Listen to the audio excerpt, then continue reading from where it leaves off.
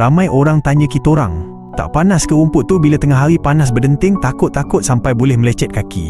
Okey, kitorang jujur, kalau dah tengah hari buta cahaya matahari terpacak atas kepala, memanglah dia panas sikit berbanding rumput hidup. Mustahil akan sejuk, selipar bila berjemur pun akan panas kan? Tapi apa yang ramai tak tahu, rumput tiruan premium dari Bunny Grass ni ada UV protection. Dia takkan cair dan takkan berbau plastik busuk bila kena panas dan warnanya tak pudar. Dan lagi satu rahsia yang kitorang terpaksa bagi tahu juga.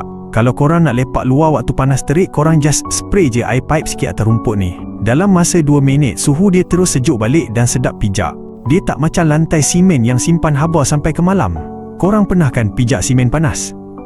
Dengan cuaca panas sekarang ni, rumput hidup pun boleh jadi kering, betul tak? Pasang rumput tiruan Bunny Grass ni alternatif untuk orang yang tak ada masa nak jaga laman. Kalau rasa perlu, korang roja je Bunny Grass laju-laju. Dah tak sabar nak pijak rumput kan?